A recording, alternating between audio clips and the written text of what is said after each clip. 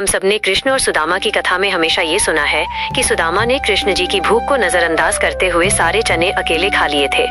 लेकिन फिर भी जब वर्षों बाद सुदामा द्वारिका पहुँचे तो कृष्ण जी उनसे द्वारकाधीश बनकर नहीं बल्कि वही बाल मित्र बनकर मिले। अपने हाथों से एक गरीब ब्राह्मण के चरण धोए। पर क्या आप जानते हैं, कृष्ण जी बस अपना ऋण चुका रहे थे, सुदामा के उस त्याग का जो उन्होंने बचपन में किया था। ये वही समय था जब दोनों गुरुकुल में पढ़ते थे। एक दिन गुरु माता ने उन्हें जंगल से लकड़ियां लाने भेजा। लौटते समय भयंकर आंधी तूफान आ गया।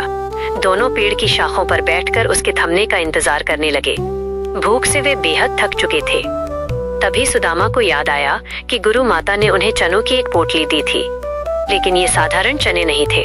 ये वही चने थे जो एक भूखी ब्राह्मणी के थे और चोरों ने उनसे छीन लिए थे। दुख और क्रोध में ब्राह्मणी ने उन चनों को श्राप दे दिया था कि जो इन्हें खाएगा वो निर्धन और दरिद्र हो जाएगा। गुरु माता को इस श्राप का ज्ञान नहीं था, इसलिए प्रेम पूर्वक उन्होंने वे चने कृष्ण और सुदामा को बांट दिए।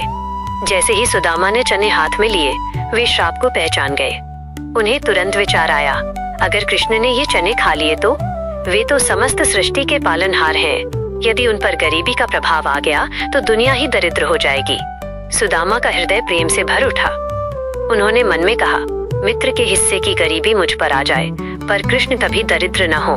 यही सोचकर सुदामा ने वो सारे चने स्वयं ही खा लिए और कृष्ण को एक भी दाना नहीं दिया। कृष्ण सब जानते थे, पर मौन मुस्कुराते रहे, क्योंकि वे सुदामा के प्रेम, त्याग और निस्वार्थ भाव को देख रहे थे। वर्ष बीत गए। गरीबी ने सुदामा का जीवन घेर लिया।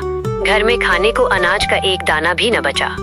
तब उनकी पत्नी ने उनसे कहा, कृष्ण से मिल आओ, वे तुम्हारे बाल सखा हैं। बच्चों की भूख नहीं देखी जाती। सुदामा संकोच में थे, पर बच्चों की पीड़ा देखकर वे द्वारिका पहुंच गए। वहां कृष्ण उन्हें देखते ही दौड़ पड़े, गले लगा लिया और राजसी महलों के बीच एक गरीब ब्राह्मण के पैर अपने हाथों से धोए। यही वह क्षण था जब कृष्ण ने अपने प्रिय मित्र के बाल्यकाल के त्याग का प्रतिफल दिया। सुदामा की झोपड़ी एक दिव्य महल में बदल गई। बच्चों के फटे कपड़े रत्न जड़ित वस्त्रों में बदल गए। उनकी पत्नी रानी सी प्रतीत होने लगी और सुदामा के जीवन का हर दुख, हर पीड़ा समाप्त हो गई। और अब आपके लिए सवाल, जब सुदामा द्वारिका पहुंचे थे तो वे कृष्ण जी के लिए भेंट में क्या लेकर आए थे? कमेंट में जरूर बताएं। ऐसी ही और दिव्य व प्रेरणादायक कहानियों के लिए चैनल को सब्सक्राइब करें और वीडियो को लाइक करना न भूलें।